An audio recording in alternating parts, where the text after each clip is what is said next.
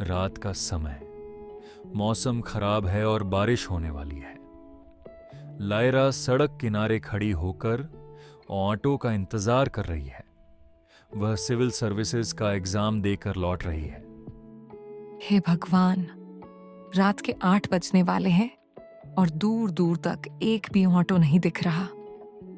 Hostel का gate बंद होने से पहले मुझे कैसे भी पहुंचना होगा। आज सिविल सर्विसेज का पेपर तो बहुत अच्छा गया, पर अब सही सलामत रूम पर पहुंच जाऊं तो चैन आए।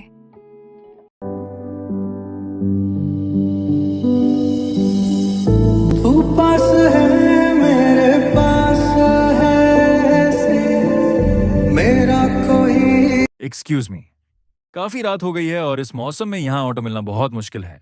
Can I drop you? No thank you, मैं चली जाऊंगी या कोई ऑटो देख लूंगी। आप जाइए।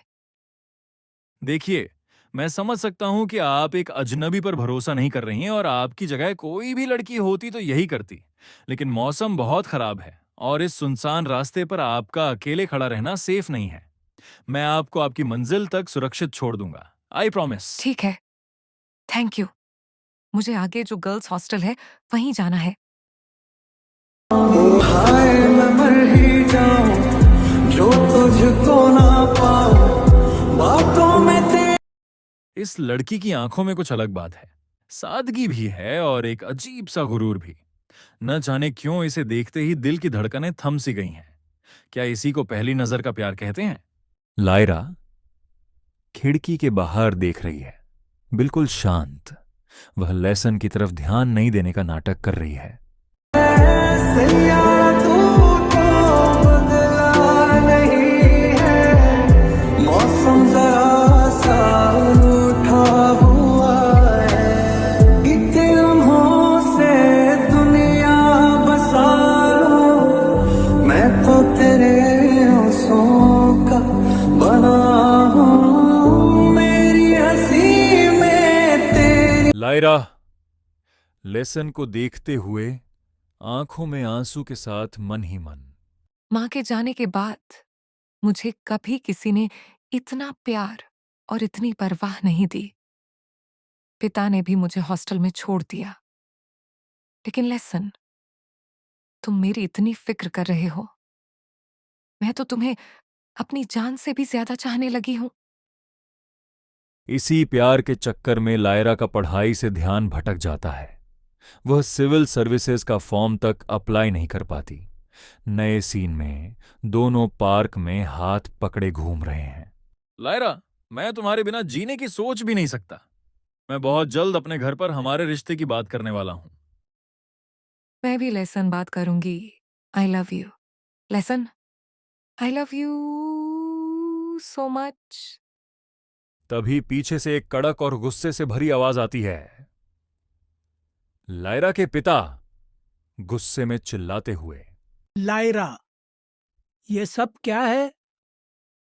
लायरा के पिता उसे हॉस्टल से जबरदस्ती घर ले आए हैं और रोते हुए गुस्सा कर रहे हैं। मैंने तुझे वहां पढ़ने के लिए भेजा था या लड़कों के साथ घूमने के लिए? आज के बाद तेरा बाहर जाना, पढ़ना सब बंद। लेसन, पिताजी ने हमें देख लिया है। उन्होंने मुझे घर में कैद कर दिया है।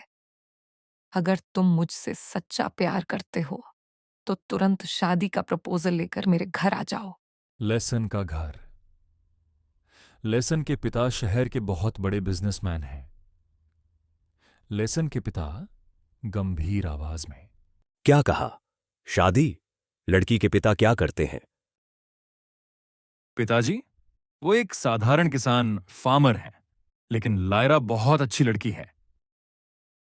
Shut up lesson. एक मामूली गरीब किसान की बेटी को मैं इस घर की बहू बनाऊंगा? कभी नहीं। पिताजी, प्लीज समझने की कोशिश कीजिए। मैं उसके बिना नहीं जी सकता। ठीक है, मेरी एक शर्त है। अगर वो लड़की सिविल सर्वेंट बनती है, तभी मैं इस शादी के लिए हां करूंगा, वरना भूल जाओ उसे। तू पास है, मेरे पास। लेसन भारी मन से लायरा को फोन पर यह बात बताता है। ऐसी परिस्थिति के बारे में सुनने के बाद लायरा ने आखिरकार क्या किया? क्या उसने ऑफिसर बनने के लिए फिर से तैयारी शुरू कर दी, या अपने प्यार को बचाने के चक्कर में एक और सबक सीखते हुए घर छोड़कर भाग गई, या फिर उसने हमेशा हमेशा के लिए खुद को इस सब से दूर कर लिया? अगर आप इस सस्पेंस से भरी कहानी का अगला हिस्सा देखना चाहते हैं तो कमेंट करके जरूर बताएं। पार्ट 2 बहुत जल्द आएगा। सा उठा हुआ है।